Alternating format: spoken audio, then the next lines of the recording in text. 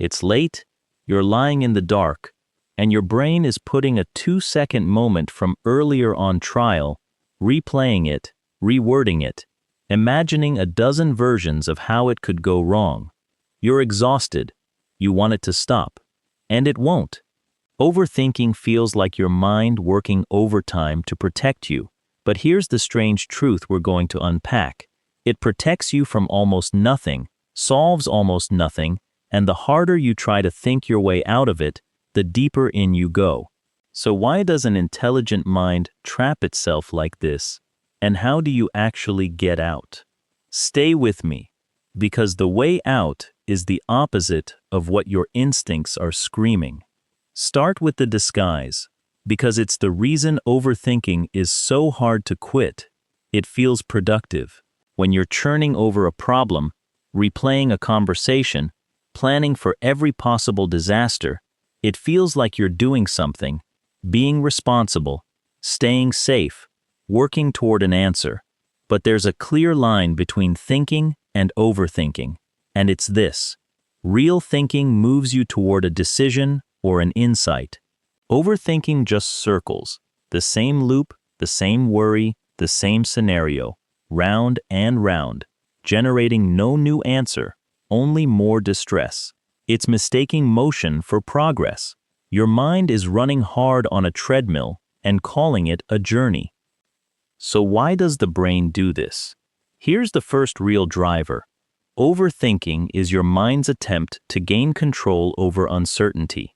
When something feels unresolved or threatening and you can't act on it, your brain does the only thing it can. It thinks. It tries to plan and predict and analyze its way to safety, as if considering every possible outcome could somehow control which one happens. The overthinking is a bid for certainty in a situation that offers none. And because certainty never actually arrives, the thinking never actually stops. You're trying to solve an emotional problem, the discomfort of not knowing, with an endless mental one, and the tools don't match, which uncovers the thing hiding underneath almost all overthinking, and this is the key that unlocks the whole pattern. Overthinking is usually not really about thoughts at all. It's about an uncomfortable feeling you're trying not to feel. Anxiety, fear, uncertainty sit in the body as raw sensation, and thinking is the mind's way of escaping into the head, away from that feeling. When you overthink, you're often fleeing upward, out of the discomfort in your body and into the apparent safety of analysis. This is why you can't think your way out. The thinking was never trying to reach a conclusion. It was trying to avoid a feeling. And you cannot solve an emotion with a spreadsheet. Now the second driver, and it's the engine that keeps the loop spinning, your brain's negativity bias. Your mind evolved to detect and dwell on threats, because for our ancestors, missing a danger was fatal, while overreacting to a false alarm was merely a waste.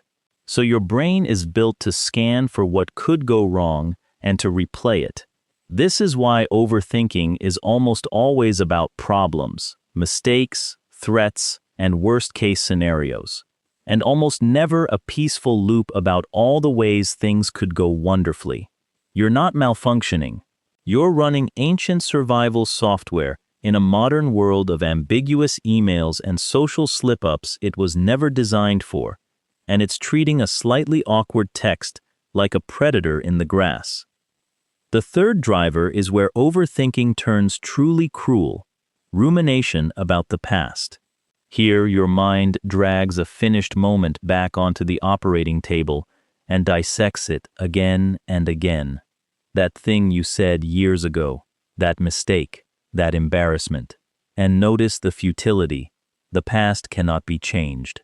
There is literally no action that this thinking can lead to. It's pure suffering with no possible payoff, replaying a scene not to learn but to punish.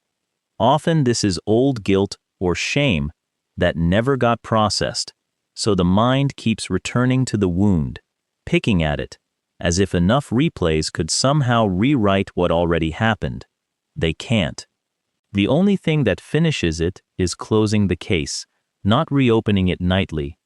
Then there's its twin that steals the future, anxious what-iffing. Here the mind spins forward into an endless branching tree of catastrophes. What if this goes wrong? And then that, and then this.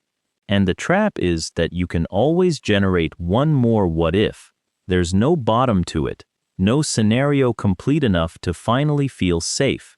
So the mind keeps generating threats faster than it can resolve them, and each answered worry just spawns two more. You are not preparing for the future.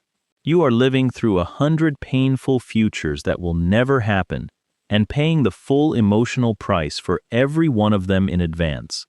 And here's the exhausting irony that ties it all together. All this thinking makes you worse at the very things it claims to be helping with. Overthinking drains the mental energy you need to actually decide and act. It amplifies anxiety instead of soothing it.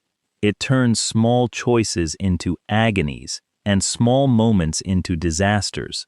The mind, convinced it's protecting you by considering everything, is actually paralyzing you, keeping you stuck in your head while life waits, undecided and unlived, on the other side of the loop. So how do you actually break it? Not by thinking harder. That's just more treadmill. The first shift is to name what's underneath. When you catch yourself spiraling, stop and ask, what am I feeling right now, in my body?